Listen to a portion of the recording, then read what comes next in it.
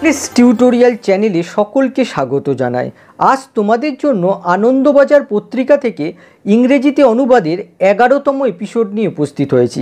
আজকে এই প্যাসেজটা তোমাদেরকে ইংরেজিতে অনুবাদ করে দেখাবো। ক্লাসটা শুধুমাত্র অনুবাদের ক্লাস নয়, ইংলিশ রাইটিং স্কিলকে স্ট্রং করতে এই ধরনের ক্লাস তোমাদের কাছে যথেষ্ট হেল্পফুল হবে বলে আশা করি। তাই তোমাদেরকে অনুরোধ, ভিডিওটা শেষ পর্যন্ত মনোযোগ দিয়ে দেখো। আজকের নিউজের টাইটেলটা দেখো, লতা এবং সন্ধ্যার নামে শহরের রাস্তার নামকরণের ভাবনা কলকাতা পুরসভার।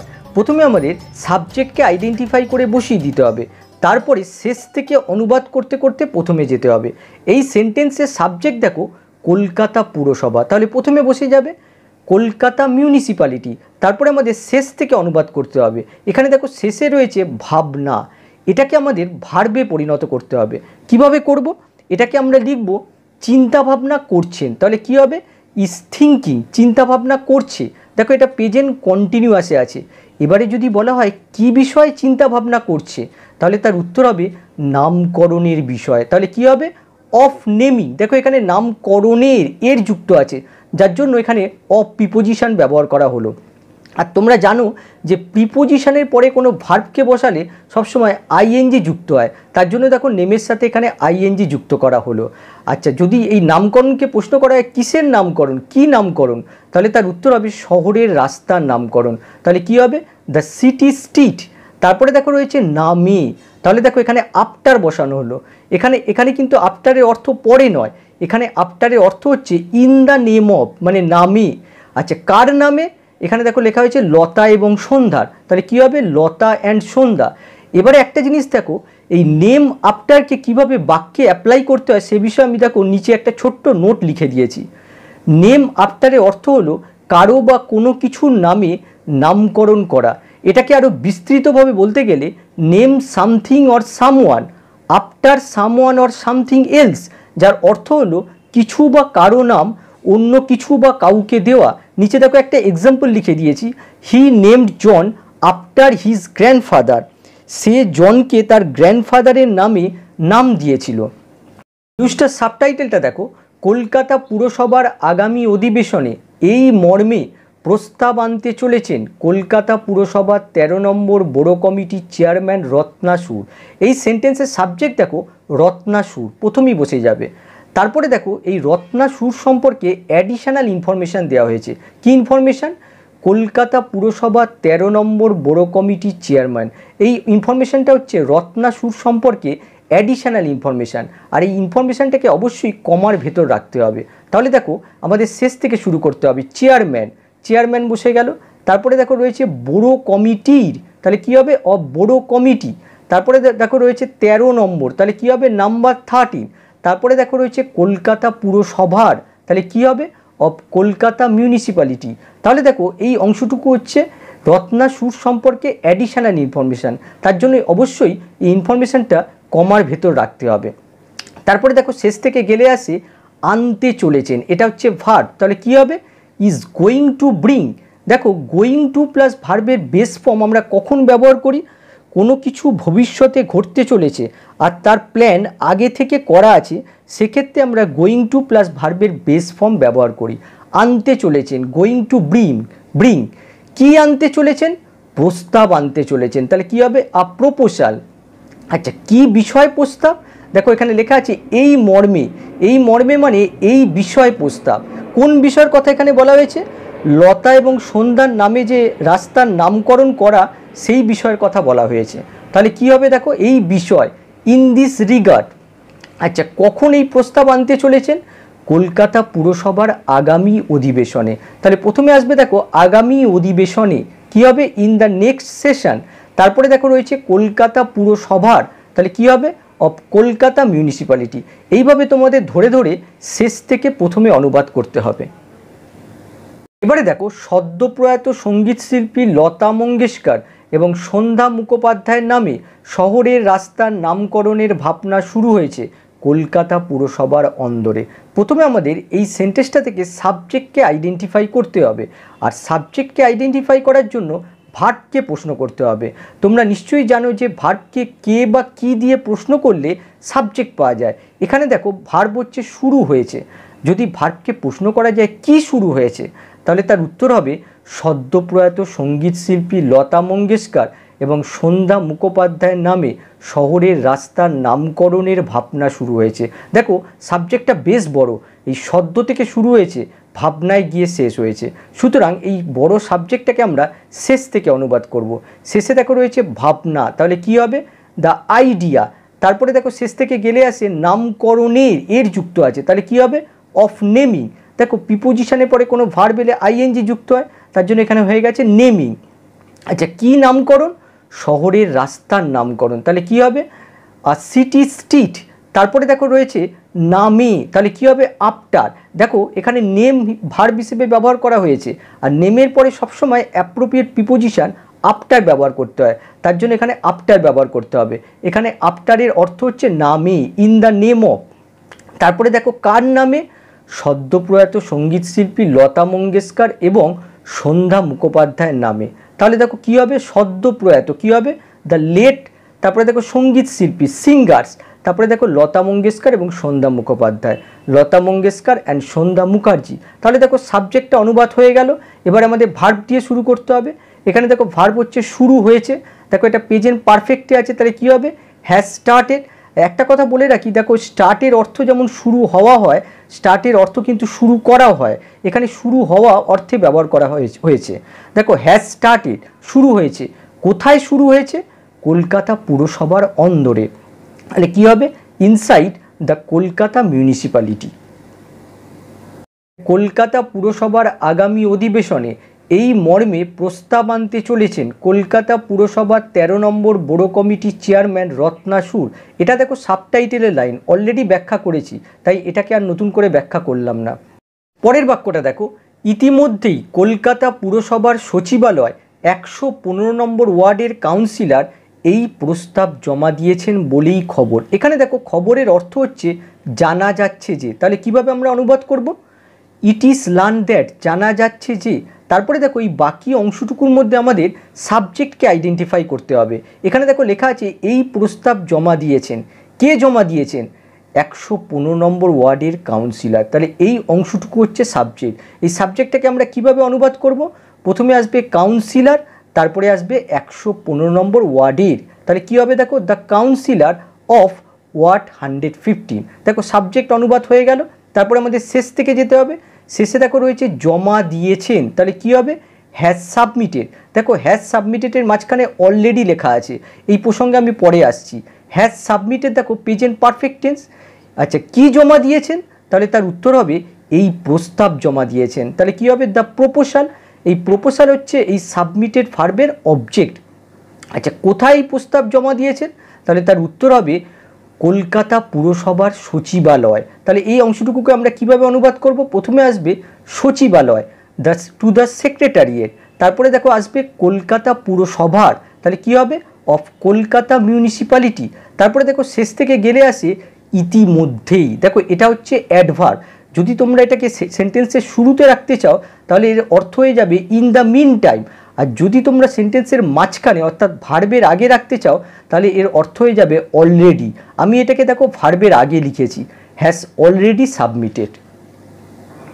পরেরটা দেখো, পুরো অধিবেশনে এই প্রস্তাবটি পাশ হওয়ার পর বিষয়টি নিয়ে বিশদে আলোচনা করে সিদ্ধান্ত নেবেন কলকাতা পুরসভা কর্তৃপক্ষ। এই বাক্যটাকে দেখো অনুবাদের সুবিধার জন্য আমি এইভাবে লিখেছি, পুরসভার অধিবেশনে এই প্রস্তাবটি পাশ হওয়ার পর বিষয়টি নিয়ে বিশদে আলোচনা করা হবে এবং কলকাতা পৌরসভা কর্তৃপক্ষ কর্তৃক সিদ্ধান্ত নেওয়া হবে।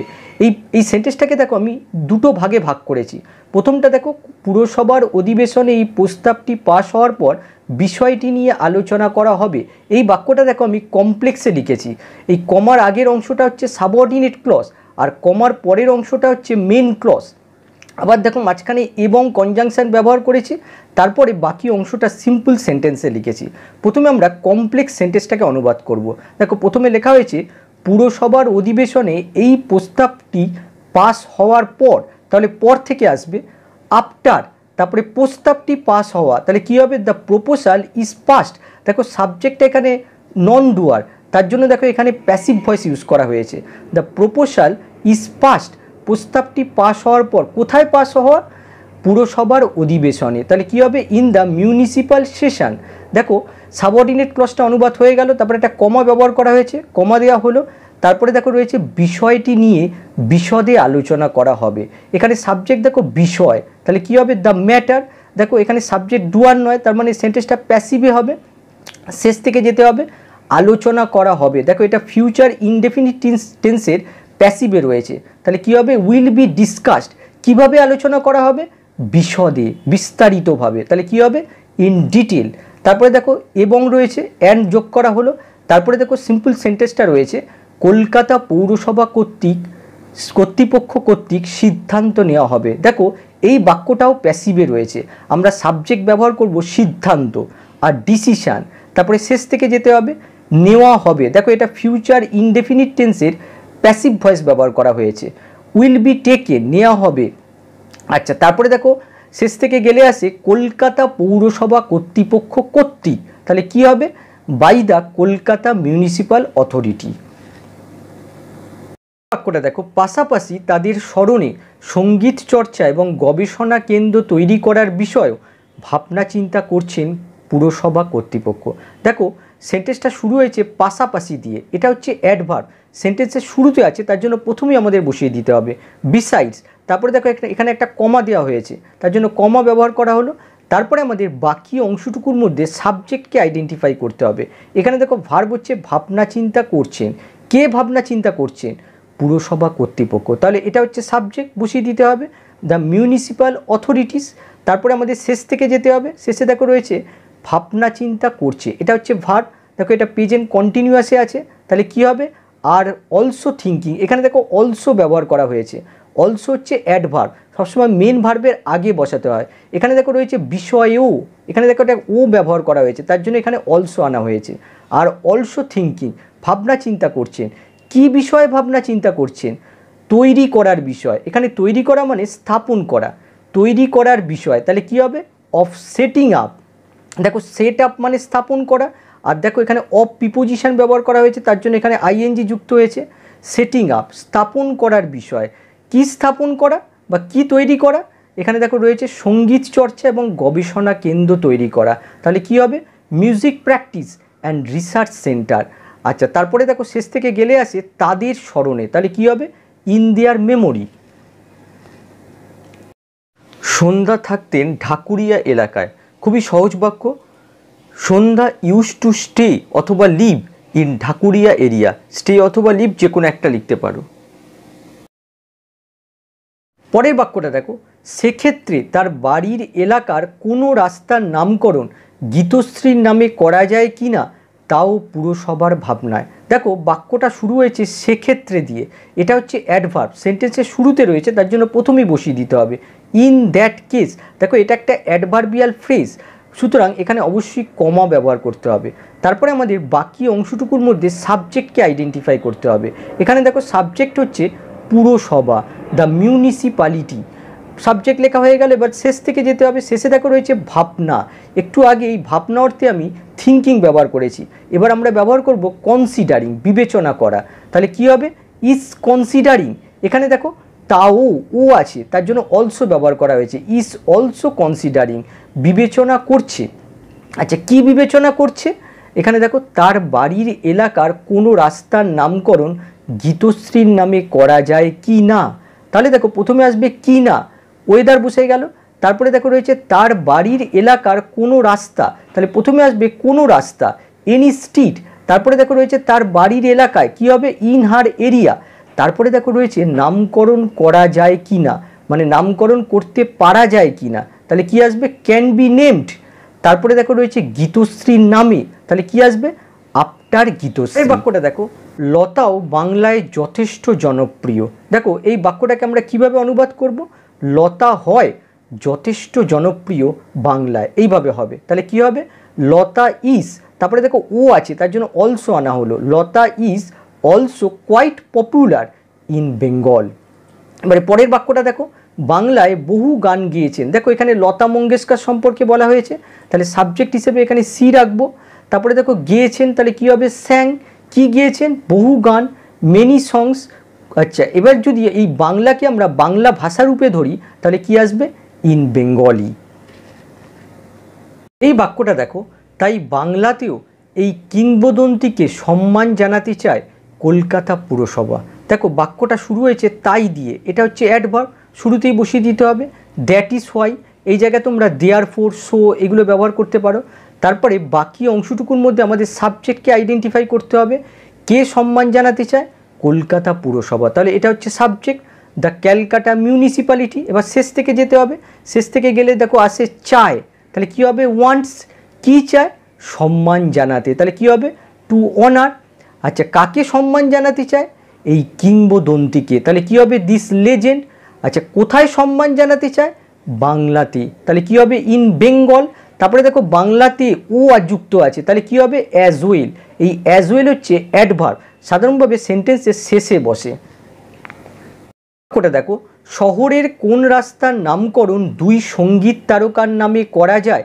কমিটি এ ব্যাপারে চূড়ান্ত সিদ্ধান্ত নেবে। প্রথমে আমাদের এই বাক্যটা থেকে সাবজেক্টকে আইডেন্টিফাই করতে হবে। এখানে দেখো লেখা হয়েছে চূড়ান্ত সিদ্ধান্ত নেবে। কে চূড়ান্ত সিদ্ধান্ত নেবে? কমিটি, তাহলে কমিটি হবে সাবজেক্ট, প্রথমে বসে যাবে দ্য কমিটি। তারপর আমাদের শেষ থেকে যেতে হবে, শেষে দেখো রয়েছে নেবে, তাহলে কী হবে উইল টেক। দেখো এখানে ফিউচার ইনডেফিনিট টেন্স ব্যবহার করা হয়েছে। কি নেবে যদি প্রশ্ন করা হয় তাহলে তার উত্তর হবে চূড়ান্ত সিদ্ধান্ত নেবে, তাহলে কী হবে দ্য ফাইনাল ডিসিশান। তাহলে দেখো এই ফাইনাল ডিসিশান হলো এই টেক ভার্বের অবজেক্ট। তারপরে দেখো শেষ থেকে গেলে আসি এ ব্যাপারে। আর কোনো বিষয় বোঝালে আমরা সাধারণত কোনো বিষয় সম্বন্ধে বোঝালে আমরা সাধারণভাবে অন কিংবা অ্যাবাউট প্রিপোজিশন ব্যবহার করি। এক্ষেত্রে আমি দুটোই লিখেছি, যে কোনো একটা ব্যবহার করবে, অ্যাবাউট কিংবা অন। আচ্ছা, কি বিষয়? তাহলে তার উত্তর হবে শহরের কোন রাস্তার নামকরণ দুই সঙ্গীত তারকার নামে করা যায়। তাহলে প্রথমে আসবে শহরের কোন রাস্তা, প্রথমে আসবে কোন রাস্তা, তাহলে কী হবে হুইচ স্ট্রিটস। তারপরে দেখো রয়েছে শহরের, তাহলে কী হবে ইন দ্য সিটি। তারপরে দেখো রয়েছে নামকরণ করা যায়, এর অর্থ হলো নামকরণ করতে পারা যায়। তাহলে এখানে পারা অর্থে ক্যান ইউজ হবে, ক্যান বি নেমড। দেখো এখানে মোডাল ভার্বের প্যাসিভ ভয়েস ব্যবহার করা হয়েছে, ক্যান বি নেমড, করা যায়। আচ্ছা, কার নামে? দুই সঙ্গীত তারকার নামে, তাহলে কি হবে আফটার টু মিউজিক স্টার্স। এক্ষেত্রে একটা জিনিস লক্ষ্য করে দেখো, এখানে প্রিপোজিশনের অবজেক্ট রূপে দেখো ক্লজ ব্যবহার করা হয়েছে। তাহলে আজকের ক্লাসটা এখানেই শেষ করছি, আবার নেক্সট ক্লাসে দেখা হবে, বাই।